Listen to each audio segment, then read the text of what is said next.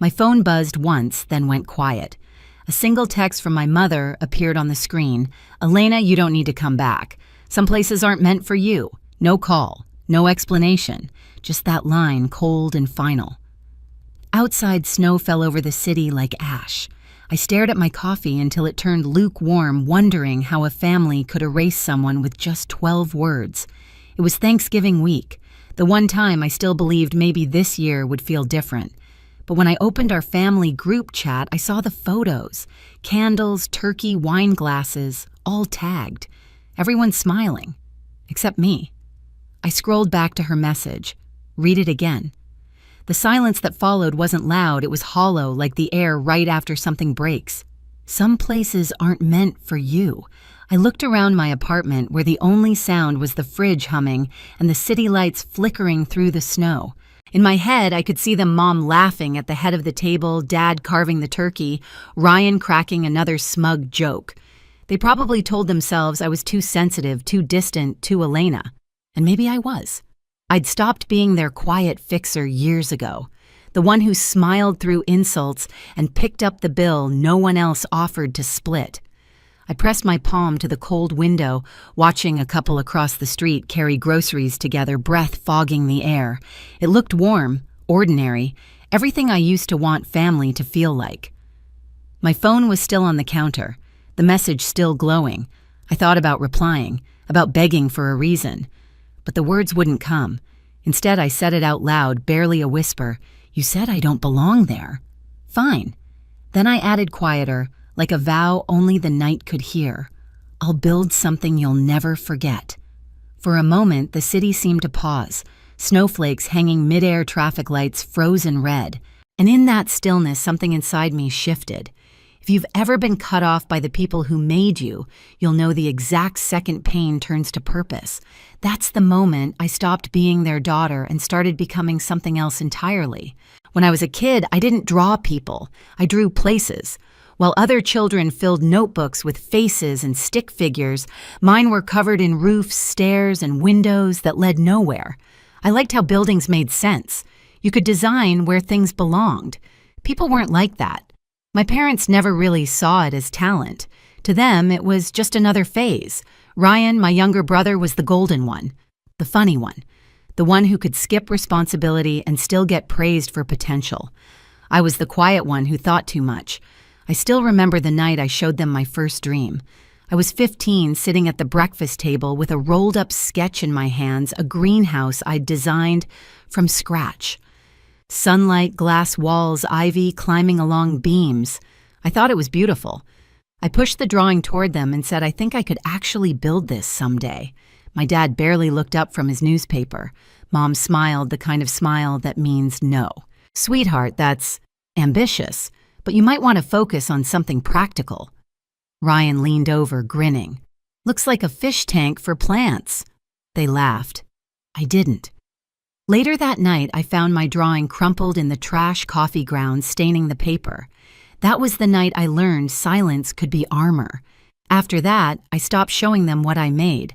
I applied for architecture school in secret, got in on a scholarship. When I called Mom to tell her, she sighed.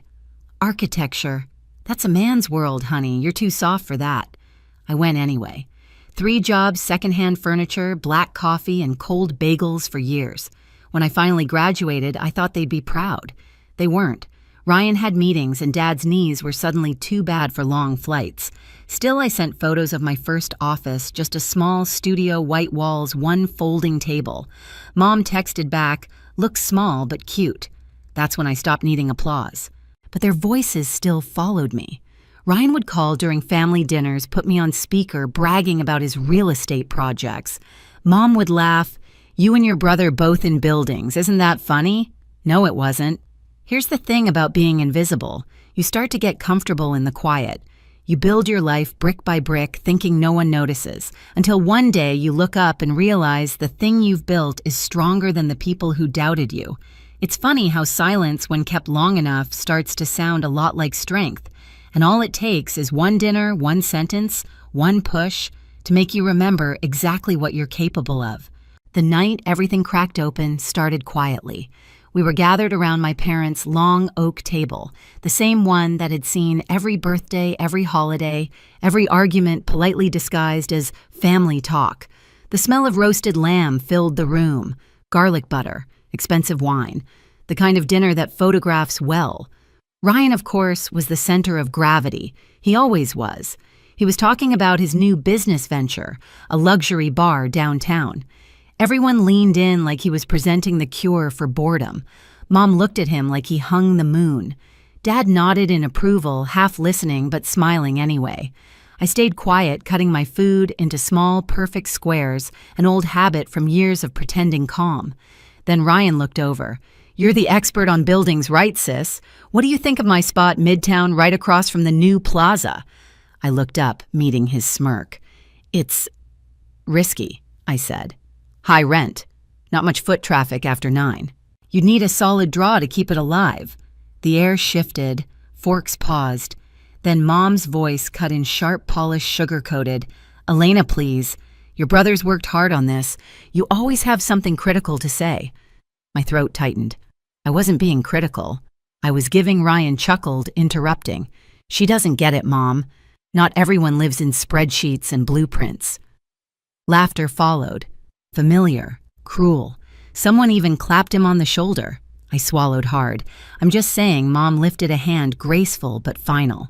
"Sweetheart, if you can't be supportive, maybe just enjoy your meal." That tone, that quiet blade she'd mastered over the years. The conversation moved on without me like it always did. Ryan kept talking about his investors, which I knew didn't exist. Dad kept nodding. My aunt refilled glasses. And me, I just sat there small again, 15, watching another dream go in the trash. When I finally pushed back my chair, the legs scraped against the tile loud and raw. Everyone looked up. "You know what I said? Maybe you're right. Maybe I really don't belong here." Ryan smirked. "Guess that's finally sinking in." Mom's voice came calm, precise. "Elena, if you can't act like family, maybe you shouldn't come next time." There it was, the line that turned exile into instruction. I didn't argue, didn't cry. I just grabbed my coat and walked out, my heels echoing down that too familiar hallway. Through the reflection in the glass door, I saw them still laughing, still eating as if I'd never existed. When I reached my car, my phone buzzed. A message from Mom, "Don't come back until you learn to respect your brother." I stared at the screen until the glow blurred into the frost on the windshield. That was it. The moment the warmth finally burned out and something colder, cleaner, stronger took its place. The days after that dinner passed in a kind of quiet blur. I didn't call anyone. Not Mom, not Ryan, not even Lydia, my business partner, my one steady constant through every storm. I went to work, smiled when needed, nodded through meetings, but everything inside me felt muted, like I was moving through fog. Then one morning something shifted. An email pinged into my inbox with the subject line, "Property listing, Midtown Corner Lot." I almost deleted it, until I saw the address, the same block Ryan had bragged about at dinner, the same dream spot he couldn't stop boasting about, and now it was for sale. I sat frozen, staring at the screen. The cursor blinked at the edge of possibility. Lydia poked her head into my office, coffee in hand. "You look like you've seen a ghost." I turned the monitor toward her. "Remember the spot Ryan wanted for his bar?" She squinted. "Yeah, the one he said was too exclusive for small projects." I nodded. "It's open, and I can afford it." For a long moment she said nothing, just stared, lips curving into a slow grin. "You're thinking about buying it, aren't you?" I didn't answer. I didn't need to. That night I drove down to the lot. The city was half asleep, rain in the air, neon lights flickering from the diner across the street. I parked, stepped out, and walked the cracked perimeter boots crunching over gravel. The old brick walls still stood weathered but strong. Rusted beams reached toward the sky like bones. I could already see it, the glass, the light, the open atrium filled with air and green, a space that didn't need anyone's approval to exist. By the end of the week, I'd signed the offer. By the end of the month, it was mine. Construction began slow, then all at once. Mornings before dawn, steel rising against the skyline. The smell of metal coffee and wet dust became my new perfume. Lydia would show up with 2 cups and a grin. "You're not just building a space," she said once. "You're exorcising ghosts." Maybe she was right. Every beam, every wall, it all felt like rewriting something old. A year passed in blueprints and concrete. No phone calls from home, no texts, just the sound of progress humming through silence. When it finally stood finished, I walked through it at sunrise. Glass above me, marble beneath, light everywhere. My reflection in the mirrored panels looked different, still me, but steadier anchored. We called it the Atrium by Voss. It wasn't revenge, it was proof. My name standing tall on the skyline they said I didn't belong to. A week before the grand opening, Lydia slid a newspaper across my desk. "Look," she said, tapping the headline. "They're calling it the city's new landmark." I smiled, slow, quiet, certain. They told me never to come back. Soon they'd be walking through doors with my name on them. Opening night felt like stepping into another life. The atrium shimmered under amber light, every panel of glass reflecting the city's heartbeat. Soft jazz floated through the air, blending with the hum of voices and champagne laughter. It didn't smell like revenge. It smelled like arrival. Guests poured in, dressed to impress clients, architects, investors, even a few critics who once ignored my calls. I smiled, shook hands, felt the warmth of cameras flashing. Lydia glided through the crowd in a green silk dress, clipboard in one hand, champagne in the other. She leaned close, whispering over the music. "You did it." I smiled back, about to answer, and then I heard it. A voice that didn't belong here. Too loud, too familiar. "Ryan." I froze, glass in hand. I turned toward the entrance, and there they were. My brother Tuck's jacket, unbuttoned, confidence oozing like spilled liquor. Behind him, my mother clutching her purse like she owned the room. And my father a step behind, quiet as ever, eyes darting everywhere but mine. For half a second, I thought maybe I was hallucinating. But then Ryan's laugh rolled across the marble floor, and the sound made my chest tighten. "Guess word gets around, Lydia," murmured beside me. They weren't on the guest list. I knew every name that walked through these doors. At the front desk, the hostess smiled politely. "I'm sorry, sir. There's no reservation under Voss." Ryan frowned. "Check again. It's our name on the building, isn't it?" Mom stepped forward, her tone dripping superiority. "We were told this was a private family event. I'm Mrs. Voss." The hostess hesitated, then looked toward me. I set my glass down, walked across the floor. The chatter around us dimmed with each click of my heels. "Good evening," I said softly. Mom turned. For a heartbeat, confusion crossed her face like she didn't recognize me in my own space. Then came the disapproval, the judgment, the same old script. "Elena," Ryan smirked. "So this is your little project, cute. Thought you'd be designing coffee shops or something." I met his eyes. Calm. It used to be small. Then I stopped listening to people who thought small. His fake smile faltered. "We'll take a table," he said quickly. "We're family after all." I nodded to the hostess. "Take them to the public lounge downstairs. Walk-ins only." Ryan blinked, thrown off. What Mom's voice sharpened. "We're your family, Elena." I held her gaze steady as glass. "You told me not to come back. I just kept my promise." The silence that followed was thick enough to cut. Even the pianist hesitated mid-note. Ryan's jaw tightened. "You think this makes you better than us?" I stepped closer until my reflection filled his eyes. "No," I said quietly. "It just means I finally stopped needing you." Then I turned to the hostess. "If they stay, make sure they pay for their drinks." Their faces froze. Shock, disbelief, humiliation. Everything they'd once made me feel. I walked away before any of them could speak. The click of my heels trailed into the music. Lydia met me halfway across the room. "They came uninvited," she whispered. "Exactly," I said, just like always. By the time the music faded, the crowd had thinned. Laughter dissolved into soft murmurs, glasses clinking one last time. The atrium shimmered in half-light. My reflection caught between marble and glass. I slipped away to the upper terrace, heels in one hand, champagne in the other. Below me, the city glowed streets like silver veins, headlights threading through the night. Through the glass roof, I could still see them.